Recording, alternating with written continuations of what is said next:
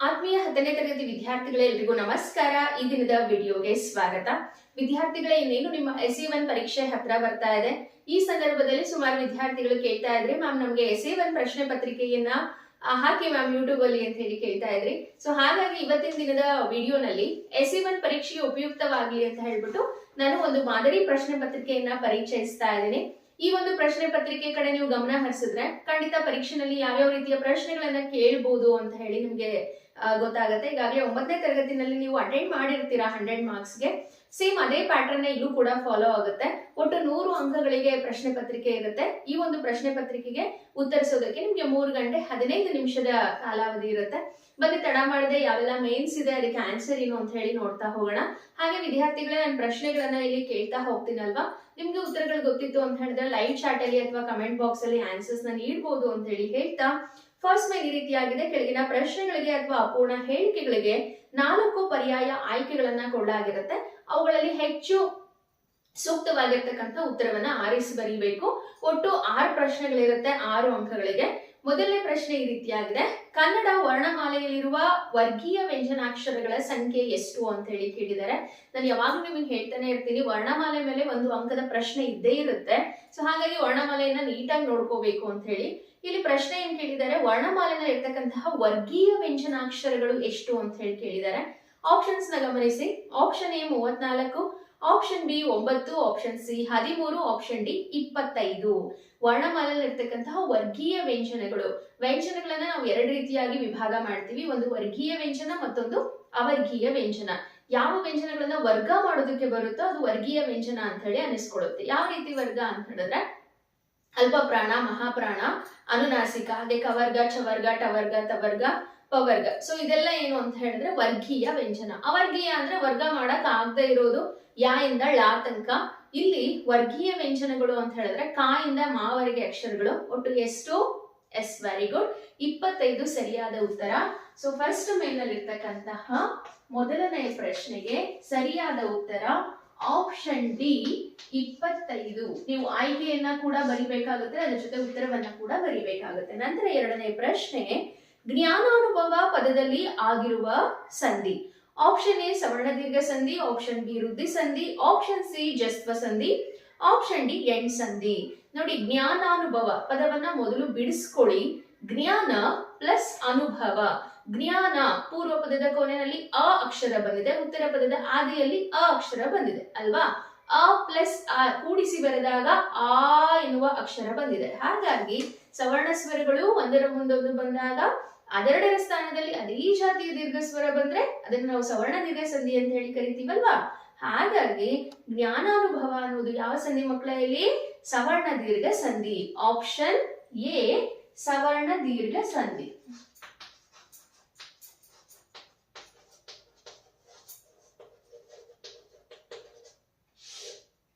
ನಂತರ ಮೂರನೇ ಪ್ರಶ್ನೆ ಈ ರೀತಿಯಾಗಿದೆ. ಇವುಗಳಲ್ಲಿ ಕನ್ನಡದ ಆದೇಶ ಸಂಧಿಗೆ ಉದಾಹರಣೆಯಾದ ಪದ ಅಂತ ಹೇಳಿ ಕೇಳ್ತಿದ್ದಾರೆ. ಆದೇಶ ಸಂಧಿ ಅಂದ್ರೆ ನಿಮ್ಗೆ ಏನು ಅಂತ ಗೊತ್ತಿರ್ಬೇಕಾಗುತ್ತೆ. ಕಾತಾಪಗಳಿಗೆ ಗಾದಾಪಗಳು ಆದೇಶವಾಗಿ ಬಂದ್ರೆ ಅದನ್ನ ಆದೇಶ ಸಂಧಿ ಅಂತ ಕರಿತೀವಿ. ಆಪ್ಷನ್ಸ್ ನ ನೋಡಿ. ಆಪ್ಷನ್ ಎ ಆಶ್ಚರ್ಯವಾಯಿತು, ಆಪ್ಷನ್ ಬಿ ಮಳೆಗಾಲ, ಆಪ್ಷನ್ ಸಿ ವೇದಿಯಲ್ಲಿ, ಆಪ್ಷನ್ ಡಿ ರಸದೂಟ. ಇಲ್ಲಿ ಯಾವುದು ಆದೇಶ ಸಂಧಿಗೆ ಉದಾಹರಣೆ? ಎಸ್. Very good. ಮಳೆ ಪ್ಲಸ್ ಕಾಲ, ಮಳೆಗಾಲ. ಕ ಅಕ್ಷರದ ಬದಲಾಗಿ ಗ ಅಕ್ಷರ ಬಂದಿರೋದನ್ನ ನಾವು ನೋಡ್ಬೋದು. ಆಪ್ಷನ್ ಬಿ ಮಳೆಗಾಲ.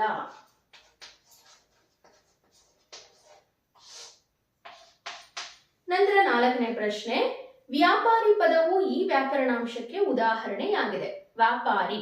ಆಪ್ಷನ್ಸ್ ನ ಗಮನಿಸಿ.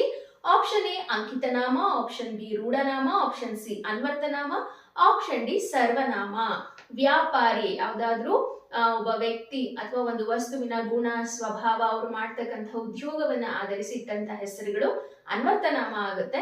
ಇಲ್ಲಿ ವ್ಯಾಪಾರಿ, ವ್ಯಾಪಾರ ಮಾಡೋನು ವ್ಯಾಪಾರಿ. ಹಾಗಾಗಿ ಇದು ಅನ್ವರ್ಥನಾಮ. Option C ಅನ್ವರ್ಥನಾಮ.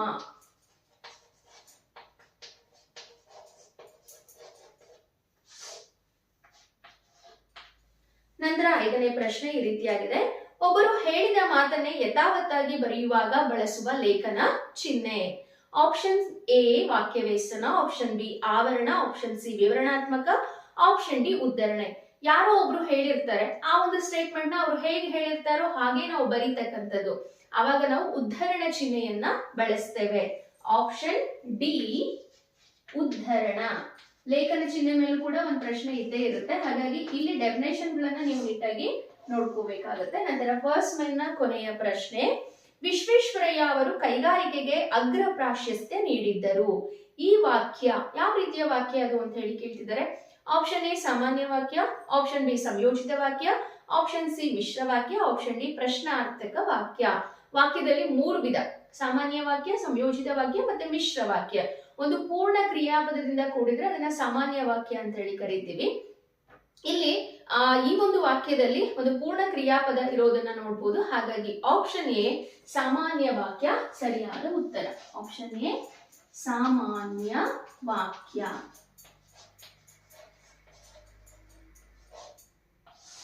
ಓಕೆ, ಇವಾಗ ನಂತರ ನಾವು ಸೆಕೆಂಡ್ ಮೇಲ್ ನೋಡ್ತಾ ಹೋಗೋಣ. ಸೆಕೆಂಡ್ ಮೇಲ್ ನಲ್ಲಿ ಯಾವ್ಯಾವ ರೀತಿಯ ಪ್ರಶ್ನೆಗಳನ್ನ ಕೊಟ್ಟಿದ್ದಾರೆ ಅಂತ ಹೇಳಿ. ತತ್ಸಮ ತತ್ವಕ್ಕೆ ಸಂಬಂಧಿಸಿದಂತಹ ಪ್ರಶ್ನೆ ಸಂಖ್ಯೆ ಕಂಟಿನ್ಯೂ ಆಗುತ್ತೆ. ನೀವು ಕೂಡ ಇದೇ ರೀತಿ ಕ್ವಶನ್ ನಂಬರ್ ನ ಕಂಟಿನ್ಯೂ ಮಾಡಬೇಕು. 7ನೇ ಪ್ರಶ್ನೆ, ಕಜ್ಜ ಕಾರ್ಯ ತತ್ಸಮ ತದ್ಭವ, ಅಜ್ಜ ಡ್ಯಾಶ್ ಅಂತ ಹೇಳಿ ಕೇಳಿದ್ದಾರೆ. ಅಜ್ಜ ಅಂದ್ರೆ ಇಲ್ಲಿ ಆರ್ಯ ಅಂತ ಹೇಳಿ ಉತ್ತರ ಬರುತ್ತೆ. ನೋಡಿ ಇಲ್ಲಿ 7ನೇ ಪ್ರಶ್ನೆ ಅಜ್ಜ, ಇದೇ ರೀತಿನೇ ಬರೀಬೇಕು ನೀವು. ನಂತರ 8ನೇ ಪ್ರಶ್ನೆ, ದಿನಪ ಸುತ ಎಂದರೆ ಕರ್ಣ, ಕೌರವ ಅಂದ್ರೆ ಯಾರು ಡ್ಯಾಶ್ ಅಂತ ಹೇಳಿ ಕೇಳಿದರೆ. ಕೌರವೇಂದ್ರನ ಕೊಂದೆ ನೀನು, ಅದನ್ನ ನೆನ್ಪು ಮಾಡ್ಕೊಳ್ಳಿ. ಕೌರವ ಅಂತ ಹೇಳಿದ್ರೆ ದುರ್ಯೋಧನ.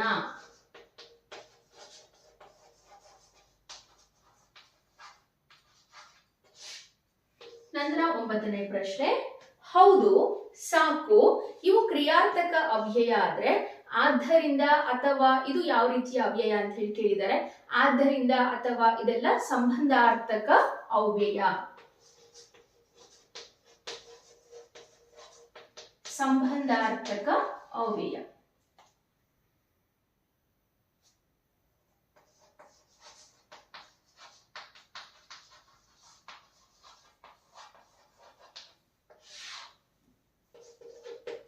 ನಂತರ 10ನೇ ಪ್ರಶ್ನೆ, ಮಂಜು ಮಂಜು ಎನ್ನುವುದು ದ್ವಿರುಕ್ತಿಯಾದ್ರೆ ದ್ವೇಷಾಸೂಯೆ ಅಂತ ಹೇಳಿ ಕೇಳಿದರೆ. ದ್ವೇಷ ಅಸೂಯೆ 2 ಪದಗಳನ್ನು ಒಟ್ಟಿಗೆ ಬೆಳೆಸಿದ್ದಾರೆ, ಹಾಗಾಗಿ ಇದು ಜೋಡಿ ಪದಕ್ಕೆ ಉದಾಹರಣೆ. ದ್ವೇಷಾಸೂಯೆ.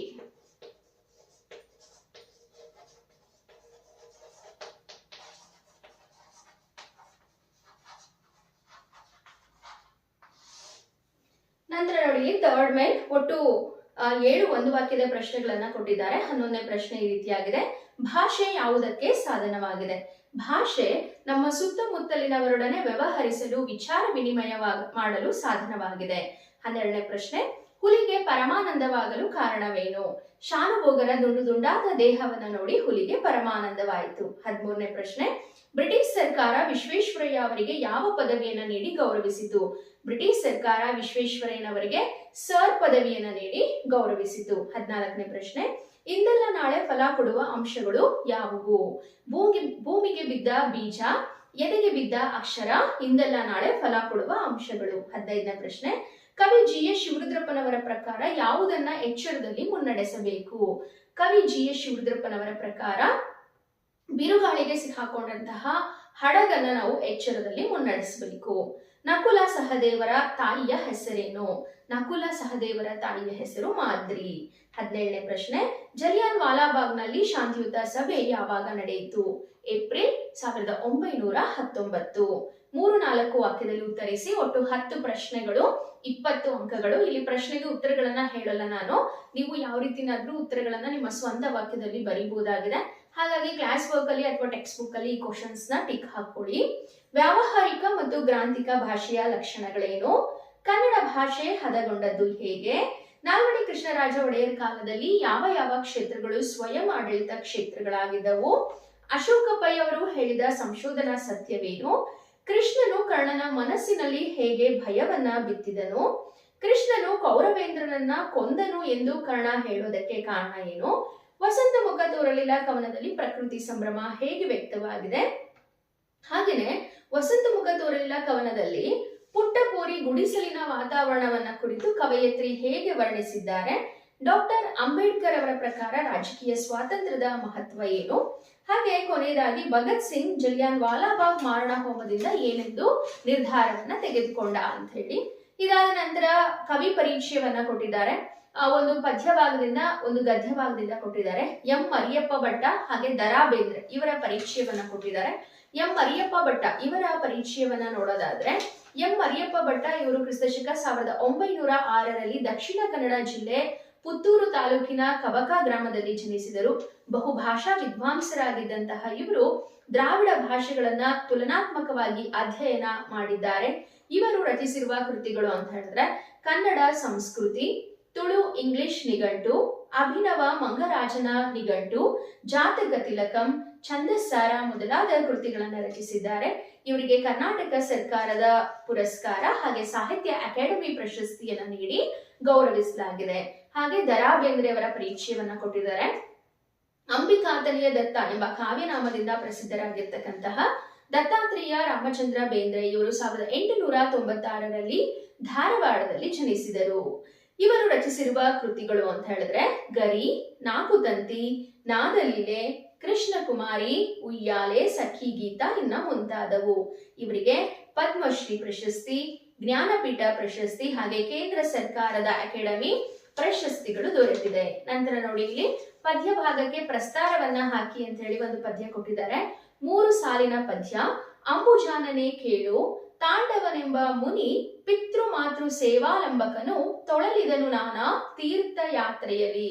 ಸೊ ಪದ್ಯಕ್ಕೆ ನೀವು ಒಂದು ಲೈನ್ಗೆ ಪ್ರಸ್ತಾರವನ್ನ ಹಾಕಿದ್ರೆ ಅದು ಯಾವ ರೀತಿಯ ಪದ್ಯ ಅಂತ ಹೇಳಿ ಗೊತ್ತಾಗುತ್ತೆ. ಸೊ ಈ 3 ಲೈನ್ ಇದ್ರೆ ಒಂದು ಭಾಮಿನಿ ಇರುತ್ತೆ, ಇಲ್ಲ ಅಂದ್ರೆ ವಾರ್ಧಕ ಇರುತ್ತೆ. ಇದು ಭಾಮಿನಿ ಷಟ್ಪದಿ ಆಗಿದೆ. ಇವಾಗ ಈ ಪದ್ಯಕ್ಕೆ ಯಾವ ರೀತಿ ಪ್ರಸ್ತಾರ ಹಾಕೋದು ಅಂತ ಹೇಳಿ ನೋಡೋಣ. ನೋಡಿ ಇಲ್ಲಿ ನಾನು ಇಲ್ಲೇ ಬರ್ಕೊಳ್ತಾ ಇದ್ದೀನಿ. 30ನೇ ಪ್ರಶ್ನೆ. ಅಂಬುಜಾನನೆ ಕೇಳು,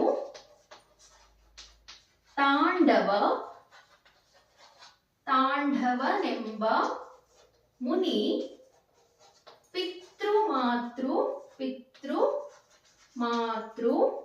ಸೇವಾಲಂಬಕನು ಬಿಡಿ ಬಿಡಿಯಾಗಿ ಬರ್ಕೋಬೇಕು, ಒಂದಕ್ಷರನು ತಪ್ಪರಿಕೂಡ್ದು. ತೊಳಲಿದನು ನಾನಾ ತೀರ್ಥಯಾತ್ರೆಯಲ್ಲಿ.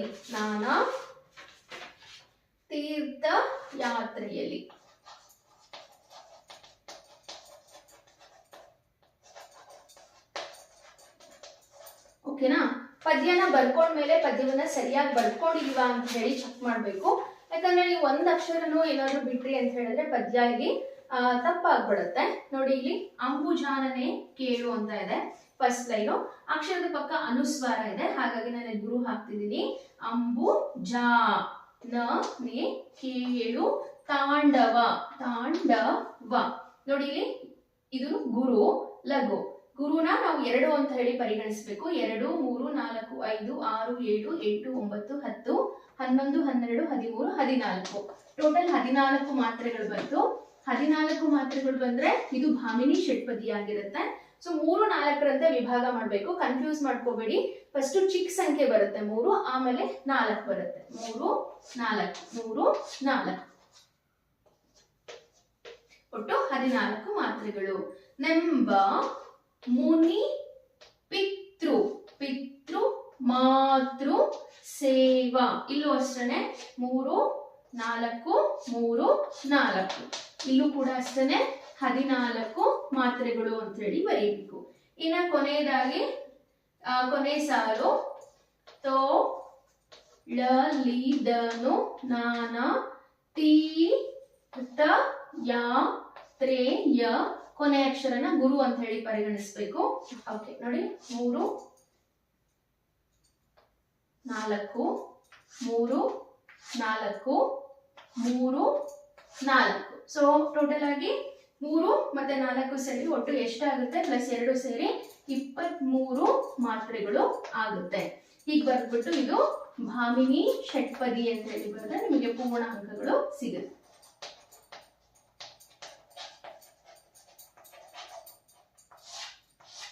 ಓಕೆ, ನಂತರ ನೋಡಿ ಇಲ್ಲಿ ಒಂದು ಅಲಂಕಾರವನ್ನ ಕೊಟ್ಟಿದ್ದಾರೆ. ಕೊಟ್ಬಿಟ್ಟು ಇದು ಯಾವ ಅಲಂಕಾರ ಅಂತ ಹೇಳಿ ಕೇಳಿದ್ದಾರೆ. ಸೊ ಅಲಂಕಾರದ ವಾಕ್ಯವನ್ನ ಗಮನಿಸಿ ನೀವು ಅದು ಯಾವುದು ಅಂತ ಹೇಳಿ ಕಂಡುಹಿಡಿಬೇಕು. ಈ ರೀತಿಯಾಗಿದೆ ಅಲಂಕಾರ. ನೀಚರಿಗೆ ಮಾಡಿದ ಉಪಕಾರ ಹಾವಿಗೆ ಹಾಲೆರದಂತೆ.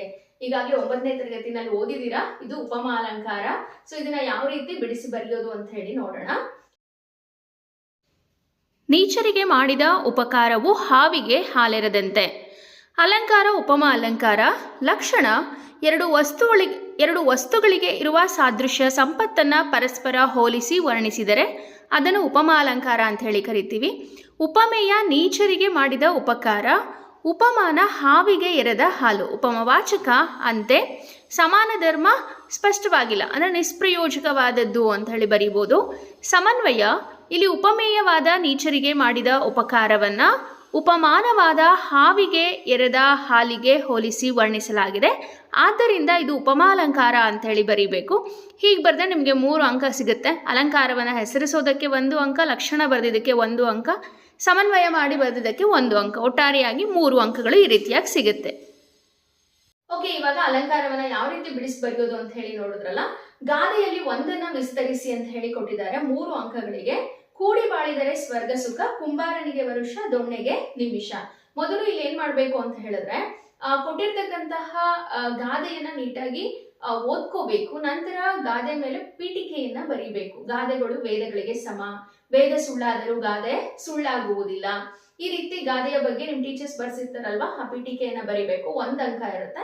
ಅದಾದ್ಮೇಲೆ ಗಾದೆಯನ್ನ ವಿಸ್ತರಿಸಿ ಬರಿಬೇಕು, ಸೂಕ್ತವಾದಂತಹ ಉದಾಹರಣೆಗಳನ್ನ ಕೊಡಬೇಕು. ನಂತರ ಸಂದರ್ಭ ಮತ್ತೆ ಸ್ವಾರಸ್ಯ ಬರೆಯಿರಿ ಅಂತ ಹೇಳಿ 6 ಪ್ರಶ್ನೆ ಕೊಟ್ಟಿದ್ದಾರೆ. ಒಟ್ಟು 18 ಅಂಕಗಳು. ಆಯ್ಕೆಗೆ 1 ಅಂಕ, ಸಂದರ್ಭಕ್ಕೆ 1 ಅಂಕ, ಸ್ವಾರಸ್ಯಕ್ಕೆ 1 ಅಂಕ ಇರುತ್ತೆ. ಹಾಗಾಗಿ ನೀವು ಅಕಸ್ಮಾತ್ ಸಂದರ್ಭ ಸ್ವಾರಸ್ಯ ಗೊತ್ತಿಲ್ಲ ಅಂದ್ರೆ ಆಯ್ಕೆನಾದ್ರೂ ಬರಿಬೇಕಾಗತ್ತೆ. ದೇವರೇ ಮರ ಹತ್ತುವಷ್ಟು ಅವಕಾಶ ಕರುಣಿಸು. ಯಾವ ಪಾಠ? Yes, very good. N Murthy Rao ಅವರ ವ್ಯಾಘ್ರಗೀತೆಗಳು ಪಾಠದಿಂದ ಈ ಒಂದು ಸಾಲನ್ನ ಆಯ್ಕೆ ಮಾಡಿಕೊಳ್ಳಲಾಗಿದೆ. ನಂತರದ ಪ್ರಶ್ನೆ, ತಾವು ಕಡಿಮೆ ಮಾತನಾಡಿದ್ದೀರಿ, ಹೆಚ್ಚು ಕೆಲಸ ಮಾಡಿದ್ದೀರಿ. ಭಾಗ್ಯಶಿಲ್ಪಿಗಳು ಪಾಠದಿಂದ ಈ ಒಂದು ಸಾಲನ್ನ ಆಯ್ಕೆ ಮಾಡ್ಕೊಂಡಿದ್ದಾರೆ. DS ಜಯಪ್ಪ ಗೌಡ ಅವರು ರಚನೆ ಮಾಡಿರ್ತಕ್ಕಂಥದ್ದು. ಅವರಿಗೆ ಅವರವರ ಪ್ರಜ್ಞೆಯೇ ದೇವರಾಗಿತ್ತು. ದೇವನೂರ ಮಹಾದೇವ ಅವರ ಎದೆಗೆ ಬಿದ್ದ ಅಕ್ಷರ ಪಾಠದ ಸಾಲು ಇದಾಗಿದೆ. ಪ್ರೀತಿಯ ಹಣತೆಯ ಹಚ್ಚೋಣ, GS ಶಿವರುದ್ರಪ್ಪನವರ ಸಂಕಲ್ಪ ಗೀತೆ ಪದ್ಯದ ಸಾಲು ಇದಾಗಿದೆ. ಮಾರಿಗೌತಣವಾಯ್ತು ನಾಳಿನ ಭಾರತವು, ಕುಮಾರವ್ಯಾಸನ ಕರ್ನಾಟ ಭಾರತ ಕಥಾಮಂಜರಿಯಿಂದ ಆಯ್ಕೆ ಮಾಡಿದಂತಹ ಕೌರವೇಂದ್ರನ ಕೊಂದೆ ನೀನು ಪದ್ಯದ ಸಾಲು ಇದಾಗಿದೆ. ನೆಲಕಿರಿವೆನೆಂದು ಬಗೆದಿರೆ ಛಲಕಿರಿವೆಂ, ರನ್ನನ ಸಾಹಸ ಭೀಮ ವಿಜಯಂದಿಂದ ಆಯ್ಕೆ ಮಾಡಿಕೊಂಡಂತಹ ಸಾಲು ಇದಾಗಿದೆ. ಛಲ ಮನೆ ಮೆರೆವೆಂ ಪದ್ಯ. ನಂತರ ಪದ್ಯವನ್ನ ಪೂರ್ಣ ಮಾಡಿ ಅಂತ ಹೇಳಿ ಕೊಟ್ಟಿದ್ದಾರೆ. ಯಾವಾಗ್ಲೂ ಒಂದೇ ಪದ್ಯದ 2 ಪ್ಯಾರಾಗ್ರಾಫ್ ನ ಕೊಡ್ತಾರೆ, ಅದ್ರಲ್ಲಿ ಒಂದನ್ನ ನೀವು ಬರೀಬೇಕು. ಹಾಗಾಗಿ ಯಾವ್ದಾವ್ದು ಮೆಮೊರೈಸೇಷನ್ ಪೋಯಮ್ಸ್ ಇದೆಯೋ ಅದರಲ್ಲಿ 1 ಪ್ಯಾರಾನಾದ್ರೂ ನೀವು ಕಲ್ತಿರ್ಬೇಕಾಗತ್ತೆ. ಪದ್ಯ ಇಲ್ಲಿ ಸಂಕಲ್ಪ ಗೀತೆಯನ್ನ ಕೊಟ್ಟಿದ್ದಾರೆ. ಕಲುಷಿತವಾದಿ ನದಿ ಜಲಗಳಿಗೆ ಮುಂಗಾರಿನ ಮಳೆಯಾಗೋಣ, ಬರಡಾಗಿರುವಿ ಕಾಡು ಮೇಡುಗಳ ವಸಂತವಾಗುತ್ತಾ ಮುಟ್ಟೋಣ. ಮತಗಳೆಲ್ಲವೂ ಪಥಗಳು ಎನ್ನುವ ಹೊಸ ಎಚ್ಚರದೊಳು ಬದುಕೋಣ, ಭಯ ಸಂಶಯದೊಳು ಕಂದಿದ ಕಣ್ಣೊಳು ನಾಳಿನ ಕನಸನ್ನು ಬಿತ್ತೋಣ. ನಂತರ ಪದ್ಯ ಭಾಗವನ್ನ ಓದಿ ಅರ್ಥ ಮಾಡಿಕೊಂಡು ಸಾರಾಂಶ ಬರೆಯಿರಿ ಅಂತ ಹೇಳಿ ಕೊಟ್ಟಿದ್ದಾರೆ. ಹಕ್ಕಿ ಹಾರುತ್ತಿದೆ ನೋಡಿದಿರಾ ಪದ್ಯದ ಸಾಲುಗಳು. ಬೆಳ್ಳಿಯ ಹಳ್ಳಿಯ ಮೇರಿಯ ಮೀರಿ, ತಿಂಗಳಿನೂರಿನ ನೀರನ್ನು ಹೇರಿ, ಆಡಲು ಹಾಡಲು ತಾ ಹಾರಾಡಲು, ಮಂಗಳ ಲೋಕದ ಅಂಗಳಕ್ಕೇರಿ ಹಕ್ಕಿ ಹಾರುತ್ತಿದೆ ನೋಡಿದಿರಾ. ಮೊದಲನೇದಾಗಿ ಯಾವ ಪದ್ಯ ಅಂತ ಹೇಳಿ ಬರೀಬೇಕು. ಅಲ್ಲಿ ಸಂದರ್ಭಕ್ಕೆ ಹೇಗೆ ಆಯ್ಕೆ ಬರೀತೀರೋ ಅದೇ ರೀತಿ ಯಾವ ಪದ್ಯದಿಂದ ಆಯ್ಕೆ ಮಾಡ್ಕೊಳ್ಳಲಾಗಿದೆ, ಯಾವ ಕೃತಿಯಿಂದ ಆಯ್ಕೆ ಮಾಡ್ಕೊಳ್ಳಲಾಗಿದೆ ಅಂತ ಬರೆದು ಪದ್ಯದ ಭಾವಾರ್ಥ ಬರೆದು ಕೊನೆಯಲ್ಲಿ ಮೌಲ್ಯವನ್ನು ಬರಿಬೇಕು. ಅದಕ್ಕೆ 1 ಅಂಕ ಇದ್ದೇ ಇರುತ್ತೆ. ನಂತರ 8-10 ವಾಕ್ಯದಲ್ಲಿ ಉತ್ತರಿಸಿ. ಒಂದು ಗದ್ಯ ಭಾಗದಿಂದ 1 ಪ್ರಶ್ನೆ, ಪದ್ಯ ಭಾಗದಿಂದ 1 ಪ್ರಶ್ನೆ, ಒಟ್ಟು 8 ಅಂಕಗಳು. ಮೂರ್ತಿರಾಯರ ದೃಷ್ಟಿಯಲ್ಲಿ ಹುಲಿಯು ಬೇಟೆಯಾಡುವ ಬಗೆಯನ್ನ ವಿವರಿಸಿ. ಈ ಕ್ವಶನ್ಗಾದ್ರೂ ಬರೀಬಹುದು. ಅಥವಾ ಶಾನುಭೋಗರನ್ನ ರಕ್ಷಿಸಿದ್ದು ಕಿರ್ದಿ ಪುಸ್ತಕವೇ, ಹುಲಿಯ ಧರ್ಮವೇ, ಸಮರ್ಥನೆಯೊಂದಿಗೆ ವಿವರಿಸಿ ಅಂತ ಕೊಟ್ಟಿದ್ದಾರೆ. ಇನ್ನು ಇದಾದ ನಂತರ ಭೀಷ್ಮ ಮತ್ತೆ ದುರ್ಯೋಧನರ ನಡುವಿನ ಸಂಭಾಷಣೆ ಬರೀರಿ ಅಂತ ಕೊಟ್ಟಿದ್ದಾರೆ. ಇನ್ನು ದುರ್ಯೋಧನನ ಛಲದ ಗುಣ, ಅವನ ಮಾತುಗಳಲ್ಲಿ ವ್ಯಕ್ತವಾಗಿರ್ತಕ್ಕಂಥ ಬಗೆ ಬರೀರಿ ಅಂತ ಕೊಟ್ಟಿದ್ದಾರೆ. ಇನ್ನು ನಂತರ 43ನೇ ಪ್ರಶ್ನೆ, ಗದ್ಯ ಭಾಗವನ್ನ ಮನಸ್ಸಲ್ಲಿ ಓದ್ಕೊಂಡು ಆನ್ಸರ್ನ ಮಾಡ್ತಕ್ಕಂಥದ್ದು. ಸೊ ಯಾವುದೇ ಪ್ಯಾರಾಗ್ರಾಫ್ ಕೊಡಿ ಈಸಿಯಾಗಿ ನೀವು ಆನ್ಸರ್ ಮಾಡ್ಬೋದು. 2 ಕ್ವಶನ್ ಕೊಟ್ಟಿರ್ತಾರೆ, 2 ಅಂಕಗಳಿಗೆ 1 ಪ್ರಶ್ನೆ ಇರೋದ್ರಿಂದ ನೀವು ಆನ್ಸರ್ನ ಸ್ವಲ್ಪ ಜಾಸ್ತಿನೇ ಬರೀಬೇಕಾಗುತ್ತೆ. ಇದಾದ ನಂತರ ಕೊಟ್ಟಿರ್ತಕ್ಕಂಥ ಮಾಹಿತಿ ಆಧರಿಸಿ ಪತ್ರ ಬರೆಯಿರಿ ಅಂತ ಹೇಳಿ ಕೊಟ್ಟಿದ್ದಾರೆ. ನಿಮ್ಮನ್ನ ಧಾರವಾಡದ ಹರ್ಷಿತಾ ಎಂದು ಭಾವಿಸಿಕೊಂಡು ನಿಮ್ಮ ಬಡಾವಣೆಯಲ್ಲಿ ಸಾರ್ವಜನಿಕ ಶೌಚಾಲಯ ನಿರ್ಮಿಸಿಕೊಡುವಂತೆ ಕೋರಿ ಮಹಾನಗರ ಪಾಲಿಕೆ ಆಯುಕ್ತರಿಗೆ ಪತ್ರ ಬರೀರಿ ಅಂತ ಕೊಟ್ಟಿದ್ದಾರೆ 5 ಅಂಕಗಳಿಗೆ. ಸೊ ನೀಟಾಗಿ ಪತ್ರವನ್ನ ಯಾವ ರೀತಿ ಬರೀಬೇಕು, 5 ಅಂಕಗಳು ಸಿಗ್ಬೇಕು ಅಂದ್ರೆ ನಿಮ್ಮ ಪತ್ರ ಹೇಗಿರ್ಬೇಕು ಅನ್ನೋದ್ರ ಬಗ್ಗೆ ಒಂದು ವಿಡಿಯೋ ಇದೆ, ಅಲ್ಲಿ ನೀವು ನೋಡ್ಬೋದಾಗಿದೆ. ಇನ್ನು ನಿಮ್ಮನ್ನ ದಾವಣಗೆರೆ ಸರ್ಕಾರಿ ಪ್ರೌಢಶಾಲೆಯ ಅಥರ್ವ ಎಂದು ಭಾವಿಸಿಕೊಂಡು ಶಾಲೆಯಲ್ಲಿ ಆಚರಣೆ ಮಾಡಿದಂತಹ ಶಾಲಾ ವಾರ್ಷಿಕೋತ್ಸವ ಕಾರ್ಯಕ್ರಮವನ್ನ ಕುರಿತು ಬೆಳಗಾವಿ ಸರ್ಕಾರಿ ಪ್ರೌಢಶಾಲೆಯಲ್ಲಿ ವ್ಯಾಸಂಗ ಮಾಡ್ತಾ ಇರ್ತಕ್ಕಂತಹ ಸಿದ್ಧಾಂತ್ ಎಂಬ ನಿಮ್ಮ ಗೆಳೆಯನಿಗೆ ಪತ್ರ ಬರೆಯಿರಿ ಅಂತ ಹೇಳ್ಕೊಟ್ಟಿದ್ದಾರೆ. ಸ್ಕೂಲ್ ಆನ್ಯುವಲ್ ಡೇ ಸೆಲೆಬ್ರೇಷನ್ ಹೇಗಿತ್ತು ಅಂತ ಹೇಳಿ ತಿಳಿಸ್ಬಿಟ್ಟು ನಿಮ್ಮ ಫ್ರೆಂಡ್ಗೆ ಪತ್ರವನ್ನ ಬರೀಬೇಕು. ಇನ್ನ ನಂತರ ಕೊನೆಯದಾಗಿ ಪ್ರಬಂಧವನ್ನ ಕೊಟ್ಟಿದ್ದಾರೆ. ರಾಷ್ಟ್ರೀಯ ಭಾವೈಕ್ಯತೆಯ ಮಹತ್ವ, ಹಾಗೆ ಪ್ಯಾರಿಸ್ ನಲ್ಲಿ ನಡೆದಂತಹ ಒಲಿಂಪಿಕ್ಸ್, ಒಂದು ಕರೆಂಟ್ ಇವೆಂಟ್ಸ್ ಬಗ್ಗೆ ಇರುತ್ತೆ, ಹಾಗೆ ಟೆಕ್ಸ್ಟ್ ಬುಕ್ ಅಲ್ಲಿರೋ ಪ್ರಬಂಧ ಅಂತೂ ಒಂದು ಇದ್ದೇ ಇರುತ್ತೆ. ಸೊ ಈ ರೀತಿ ಪ್ರಬಂಧವನ್ನ ಬರೀತಕ್ಕಂತ ಸಂದರ್ಭದಲ್ಲಿ ಪೀಠಿಕೆ ಇರಬೇಕು, ವಿಷಯದ ವಿವರಣೆ ಇರಬೇಕು, ಹಾಗೆ ಉಪಸಂಹಾರ ಇರಬೇಕು. ನೀಟಾಗಿ ಕೊಟ್ಟಿರ್ತಕ್ಕಂಥ ವಿಷಯಕ್ಕೆ ಸಂಬಂಧಿಸಿದಂತೆ ನೀವು ಒಳ್ಳೊಳ್ಳೆ ವಾಕ್ಯಗಳನ್ನ, ಪದಗುಚ್ಛಗಳನ್ನ ಹಾಕಿ ಬರೆದ್ರೆ ಔಟ್ ಆಫ್ ಅಂಕಗಳು ಸಿಗುತ್ತೆ ಅಂತ ಹೇಳಿ ಹೇಳ್ತಾ, ಸೊ ಈ ರೀತಿ ಒಂದು SE1 ಪ್ರಶ್ನೆ ಪತ್ರಿಕೆಯನ್ನ ಪರಿಚಯಿಸಿದ್ದೀನಿ. ನಿಮ್ಮ ಎಕ್ಸಾಮ್ಗೆ ಹೆಲ್ಪ್ ಆಗಲಿ ಅಂತ ಹೇಳಿ. ಹಾಗೆ 10ನೇ ತರಗತಿ ವಿದ್ಯಾರ್ಥಿಗಳ ನಿಮ್ಗೆ ಯಾವ ರೀತಿ ವಿಡಿಯೋಸ್ ಬೇಕು ಅಂತ ಹೇಳಿ ಕಮೆಂಟ್ ಮಾಡಿದ್ರೆ ನೆಕ್ಸ್ಟ್ ಕಮಿಂಗ್ ಡೇಸ್ ಅಲ್ಲಿ ಅದ್ರ ಬಗ್ಗೆ ವಿಡಿಯೋಸ್ ಮಾಡ್ತೀನಿ ಅಂತ ಹೇಳಿ ಹೇಳ್ತಾ, ಸೊ ಇವತ್ತಿನ ತರಗತಿಯನ್ನ ವೀಕ್ಷಿಸಿದ್ದಕ್ಕೆ ಎಲ್ರಿಗೂ ಕೂಡ ಧನ್ಯವಾದಗಳು.